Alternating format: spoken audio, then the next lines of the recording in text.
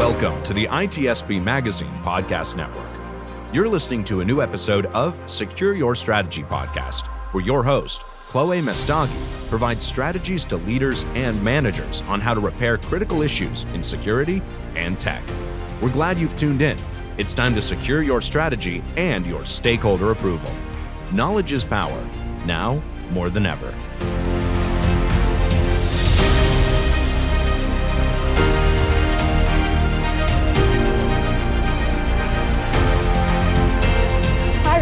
And welcome to ITSP Magazine. And this is a special podcast series where we dive into all the strategies out there on when it comes to securing your security team, or when you're trying to approach the board or VCs, how do you go about any problems that are in your industry or in your organization? And today we're going to be tackling, of course, the strategy of humanizing cybersecurity. My name is Chloé Messdaghi, and I am the host of Secure Your Strategy with ITSP Magazine. And with me, I have the co-founders of Hacker Valley Media. I have Ron over here, and then I have Chris here. Say hello. Hello. Thanks for having us. Yeah, glad to be here. Oh, I'm excited for this. So let's first, Chris, why don't you share a little bit about yourself? And then Ron, we'll pass it on to you. Yeah, I would say that I've always been a creative trapped in the body of a technologist. I was in cybersecurity as a practitioner for about 15 years. I've led some really, really cool initiatives. I've been at the National Security Agency. I was in the Marine Corps, been at Netflix. I've really run the gambit, but now we're all about storytelling. So we make everything from podcasts to videos to mini documentaries. We really run the gambit. Nice. And I would say that I'm a technologist trapped in the body of a creative. And that's why me and Chris work together so well. I love to think about technology as a whole. Is why I fell in love with cybersecurity many years ago. And I just love blending in both of the creative and the technology, because I think that there's a new intersection that emerges more and more each day. I couldn't agree more on that one. And guys really balance each other out too. We do really well. Yeah, I wish we planned it that way. It just kind of happened. See, and that's when you know you have a good co-host, but also a co-founder is when you balance each other out, because you need someone like that who's going to have a different view of things to balance. And so, of course, we're going to have to go into content. You guys create a lot of content, and it's a way to humanize cybersecurity and for people to get intrigued and wanting to learn more, especially if there's apathy, but also to give people what it's like to be in the shoes of someone else in security. So tell me a little bit about what has been some of the pushbacks that you've had, and how have you gone over that pushback? If we got any pushback, I wouldn't say that anyone's really pushed back on humanizing cybersecurity. I think it's more about just showing people that cybersecurity can be human. A lot of times we get caught up in the bits and bytes. We get caught up in the emerging threats, the news stories. We get caught up in the vulnerabilities. And we talk about the technology quite a bit, but we found a space where we weren't talking so much about the human side of cybersecurity. And Ron and I, we've always been deep into things like personal growth and development and some of the softer skills of just being a human being. And so we thought, what if we could unite these two things together, and that be sort of our contribution to our community? We honestly just set out to bring great information, great knowledge from people inside and outside of cybersecurity to that cybersecurity practitioner. And that's how we got here today. I'd say the only pushback that I've ever seen is really the FUD. When we're looking at helping people, I think the biggest reaction that you can get out of someone is by scaring them. I think the way humans grow the most is also through fear and trauma. That makes us change immediately. And we try to do that in cybersecurity. And that's one thing that Chris and I and Hacker Valley Media has really strived to take an opposite approach on. Because I think even though fear is an inciting incident for many people, so is inspiration, so is motivation. So we're trying to, bring more of a balance into the cybersecurity industry as well by showing the creative side, showing the wins, and also showing how people are being inspiring rather than just scaring people to use the technology. like triggering and hope, right? Which one Exactly. is, you're going to get the exact same reaction, but you're going to feel very different when reacted. So when you're trying to walk that tightrope, because I always feel like when it comes to anything creative around content, when it comes to, marketing security, one of the issues is you're going down this very fine tightrope where marketing teams are like, well, okay, we can scare people to buy our product, or we can make them believe that we provide everything, the magic potion to solve all their security issues. So when you're walking down that tightrope, what are some of the strategies that y'all do to try to stay balanced on it so it doesn't position into selling like snake oil, or or positioning in a way like, go and hide under a blanket and you're not going to sleep for the next few days? One thing that we try to do is bring in new perspectives. We've had so many people on our podcast. It's been amazing. We've worked with so many people in and outside of cybersecurity. And sometimes you just want to be like Mike. You want to be like Michael Jordan or whoever is your biggest inspiration.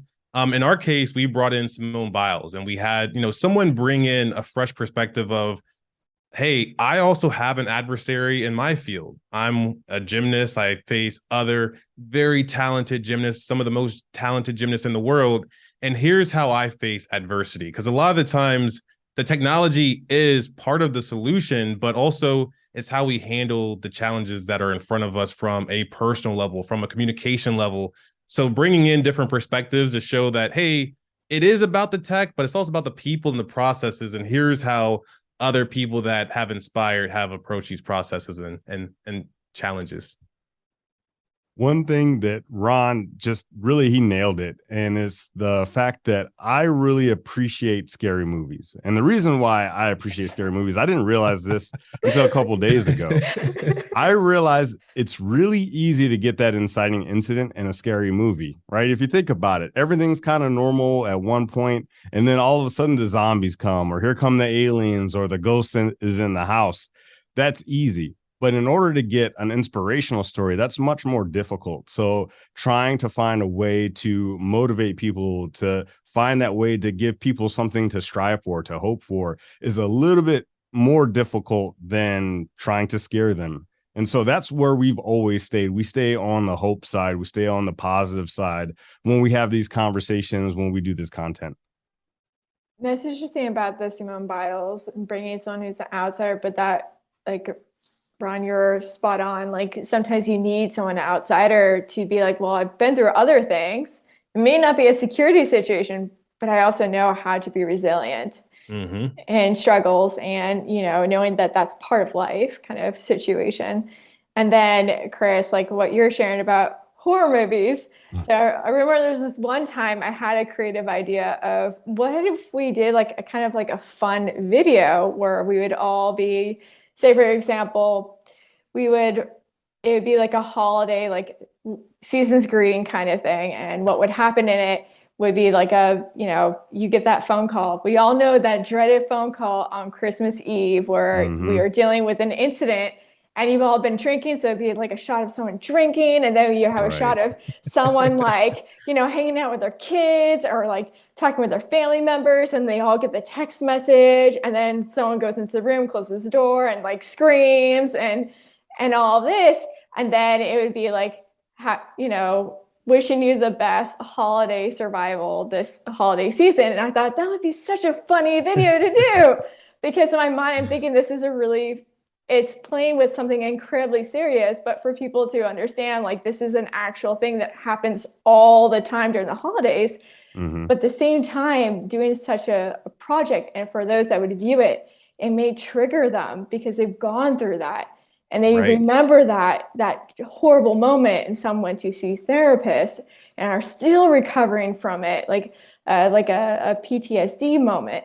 So then I'm like, okay, so there's times where when we're trying to be creative and play, sometimes we are disconnected from the actual users. And so in those moments, what are some I guess, best practices that y'all have done to make sure that you're always aligned with the audience? And if you've made mistakes, we have. If you had, how did you learn from them to be able to carry on? Yeah, we always make mistakes because sometimes the story we want to tell isn't necessarily the story that people are ready for. And a lot of times when you create content, the first thing you should look at is who is the intended audience? Who are we trying to reach?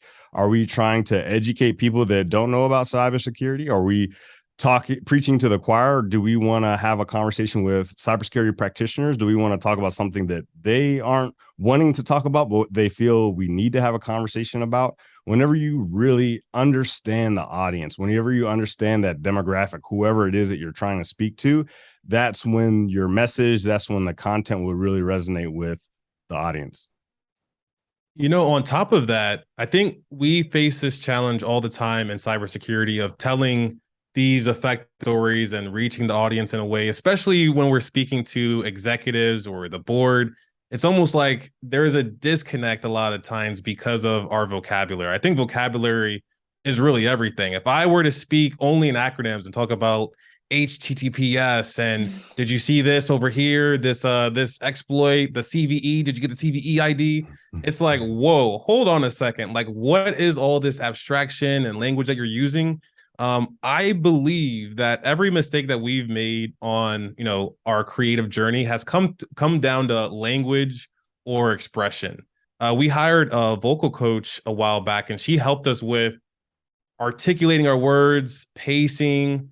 If you heard, I haven't really been saying for the past few minutes because I've just taken my time a little bit, but also using my face as a canvas. If I lean in, raise my eyebrows, that means I'm trying to invoke an emotion. If I use the vocabulary along with that expression, then people are going to be more entertained, and then hopefully they listen a little bit more along the way. And so when you are kind of creating these ideas, they themselves are, where are those ideas coming from? Is it something like, okay, what are some of the things that are going to be talked about at this conference? Or I've been in these conversations that keep coming up. Maybe I should do that kind of one. Or is it one of those things like, what are the top keywords right now that we should be talking about? Mm-hmm. Yeah, Which ways have you gone about it? I would say it's a mixture of all of the above. Sometimes it's just that trend. Everyone keeps talking about a topic. So let's tackle it. Let's figure out what's going on in this space. Sometimes it's something completely out of cybersecurity that just gives us just a spark of interest and curiosity. And we think like, is this something that we can explore? And sometimes we experiment and it falls flat. And sometimes we experiment and it just goes off without a hitch. But I would say it's a mixture of things. I would say openness is one of those characteristics that I think we need to have a little bit more of in cybersecurity.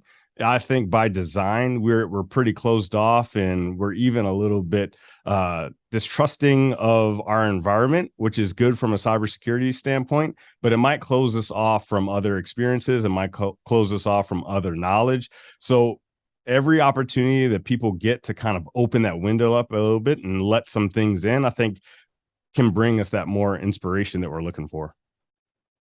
I'll give the technical answer because this is why me and Chris work so well together. When I'm really trying to get a message across, I will take a piece of Chris's advice and I will act as if I'm the other person, whoever I'm trying to give the message to or the story to. I'll act like I'm the other person.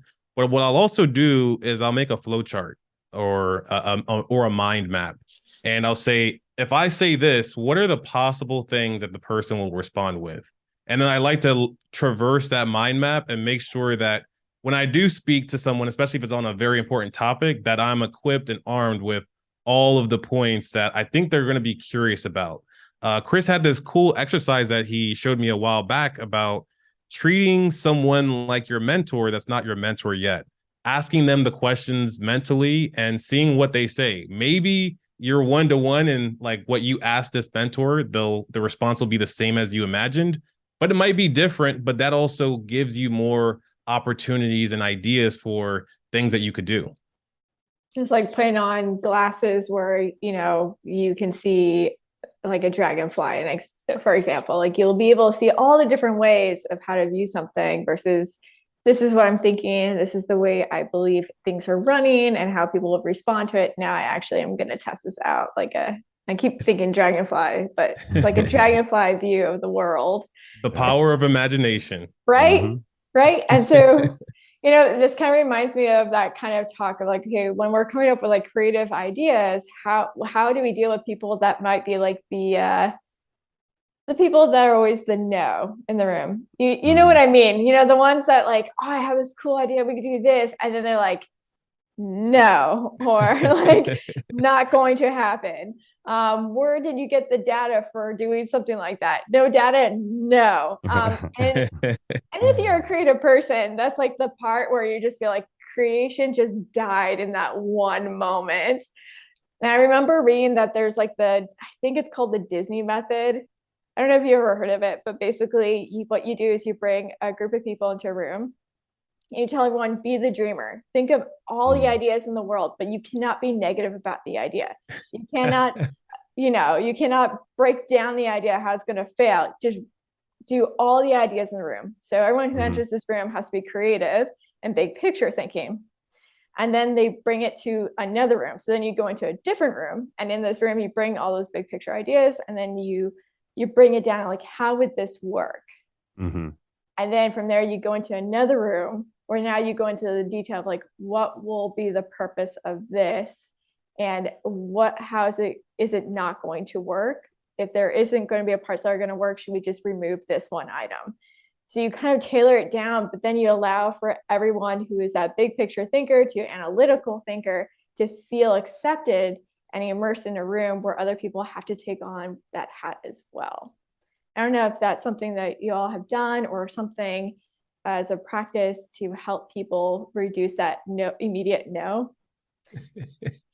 That's our job every day, is to help people out. And sometimes, you might deal with someone that has a negative first mentality where they like to dissect the problems and really tear something apart, because it's good to look at things from all angles. I love that Disney method, by the way, too. I never tried it, but I can almost imagine going into a room full of security practitioners and telling them that line, like, hey, use your imagination, don't say no to anything. People will be like twitching and jumping. They wouldn't know how to respond. What? Because it's hard not to look at some of the negatives sometimes. So what I like to do is just get curious.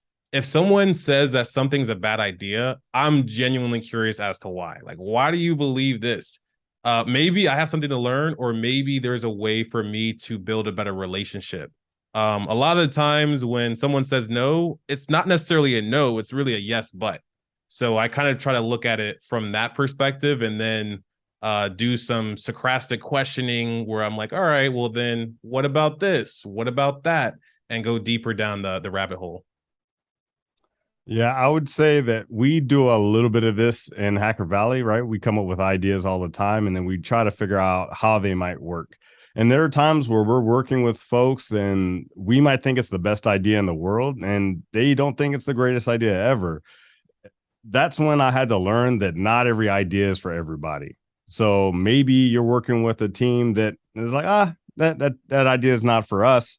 It might be for someone else. It might be an idea that you just keep in your back pocket, and you wait until you find the right team and the right people to do that particular idea with.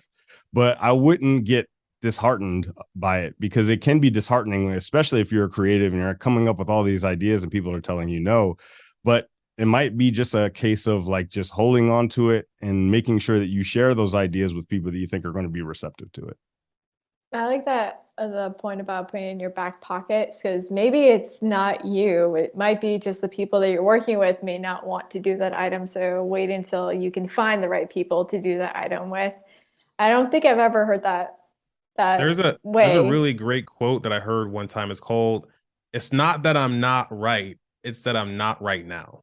And like, ideas, they come and go, and sometimes these ideas aren't good at the moment due to like many things. Like, it might be the technology doesn't exist to support your good idea, or the team's not big enough to support your good idea.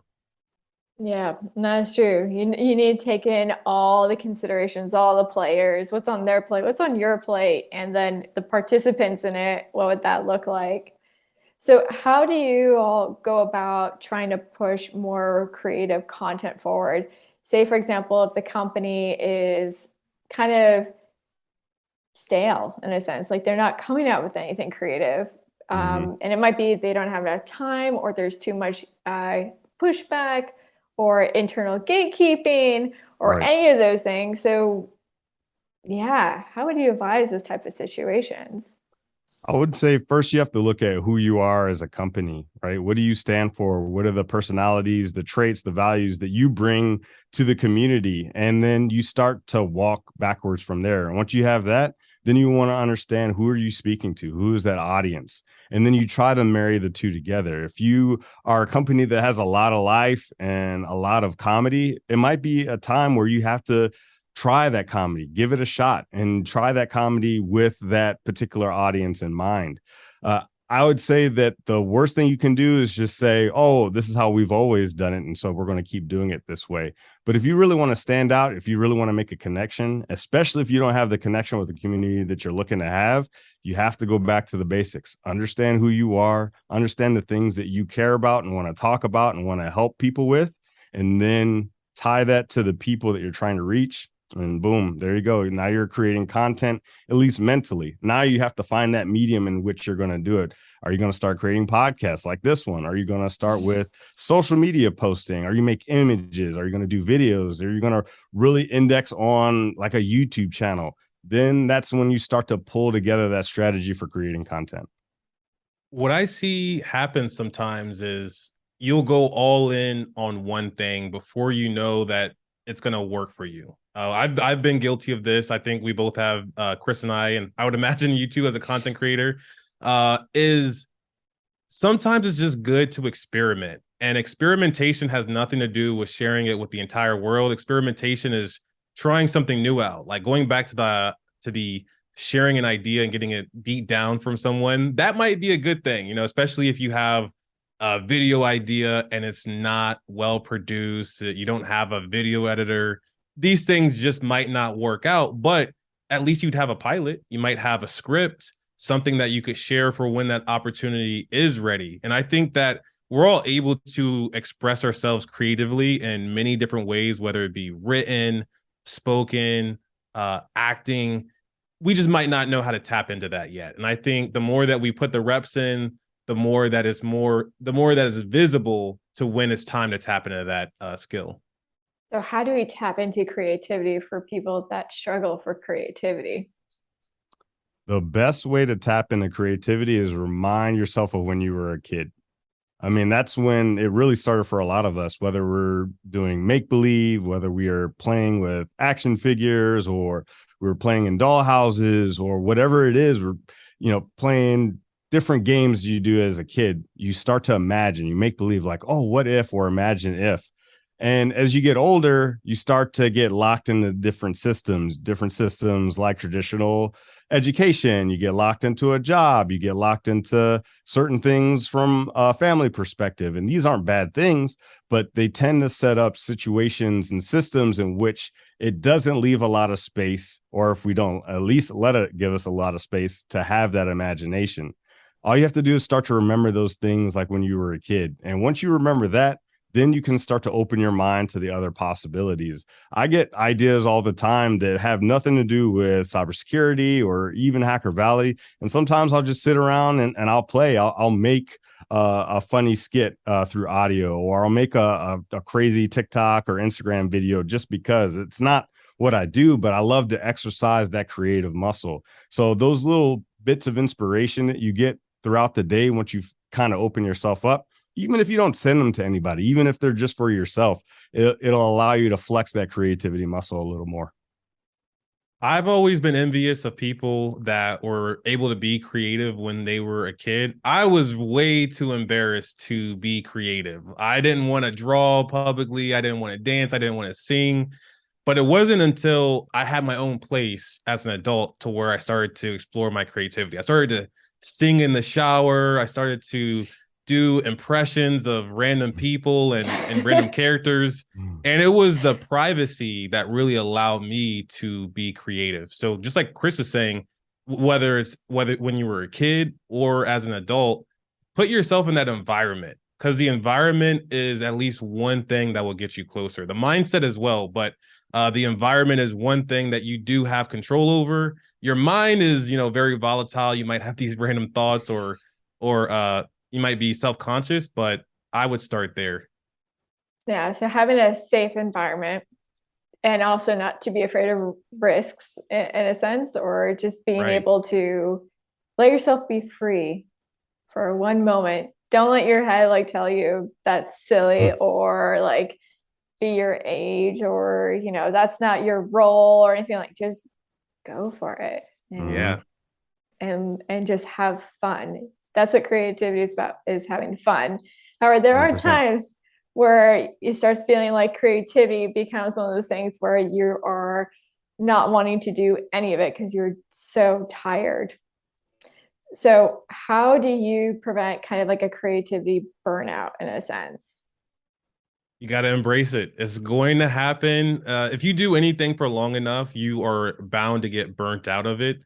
And when that happens, I think there's a few things that you could do. You could try something new and completely give it up, or you can double down on it. I think either of those, you're going to learn something. I think being open to the idea of learning is great. It's going to feel like tension, especially when you learn something new or you try something new out for the first time. I remember this time when me and Chris were hanging out and we went to this open mic night. And in my mind, I've recited so many prompts. I've read my journals out loud to myself. And I thought, okay, I have my journal here. I'll just get up on stage and read my journal. It was really hard. It was really hard because people were expressing themselves in ways that I wish that I was able to express myself. And now I would imagine if I went back on that stage, I would be a lot more confident because I've gotten a lot more reps in. But during that time, when I was so confident in this one thing, I felt like it was really, really difficult. And I think that's part of the process. That's one of the hidden elements of burnout is burnout. You might not actually be burnt out when you're really burnt out. One of my favorite inspirations to watch on YouTube is David Goggins, and he's a former U.S. Navy SEAL. And he says that really when you feel like you're at 70%, you're really at 30%. The human capacity and capabilities are vast. So I wouldn't count myself out and say that I'm burnt unless I'm very sure of it. Yeah. Also like perfectionism, right? You're kind of tapping on that, right? When you are trying to be perfect, you're going to get burned out. You're also never going to be creative. And I do remember there was an artist that once said this, which was something around the lines like, when imperfection is when creativity and beauty happens. It's when you start living. So, okay, Chris, your turn. Yeah, I mean, I would have to agree with that. You can't be perfect all the time. That's going to definitely burn you out. And striving for perfection is kind of a fool's errand. But when it comes to getting burnt out when you're doing something creative, sometimes it's time to take a break. Sometimes you got to switch things up. Maybe it's not necessarily you're burnt out with being creative, but maybe you're burnt out doing that particular task that you're doing. So maybe switch up your creativity. Maybe try something completely different, something out of your comfort zone, or just take a break and don't create. Just enjoy. Sometimes we get caught up in producing all the time. We're constantly producing. We don't take a lot of time to take things in. If you look at stand-up comedians, they'll take years, especially for that very first special, years of observation and understanding of the human condition. And then they'll stand up on stage for an hour and they'll present what they've seen. And then they'll do that over and over and over again.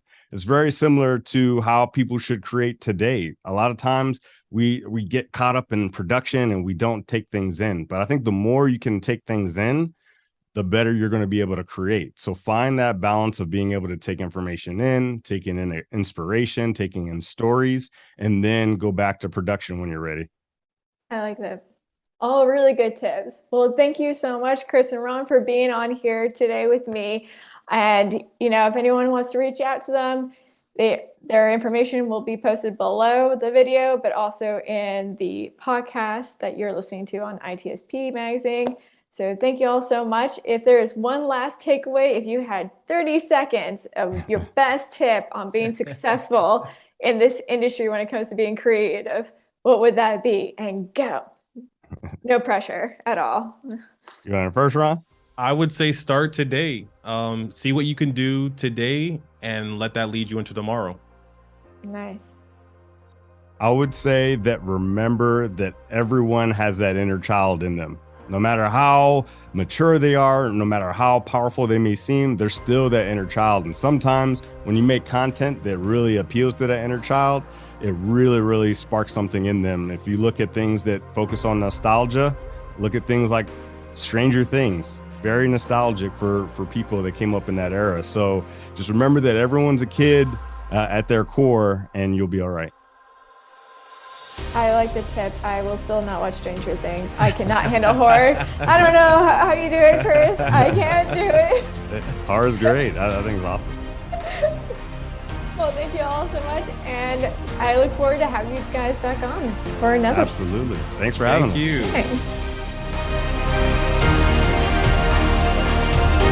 We hope you enjoyed this episode of Secure Your Strategy podcast with Chloé Messdaghi, part of the ITSP Magazine podcast network. If you learned something new and this conversation made you think, then share this channel and ITSPmagazine.com with your friends, family, and colleagues. If you represent a company and wish to associate your brand with our conversations, sponsor one or more of our podcast channels. We hope you will come back for more stories and follow us on our journey.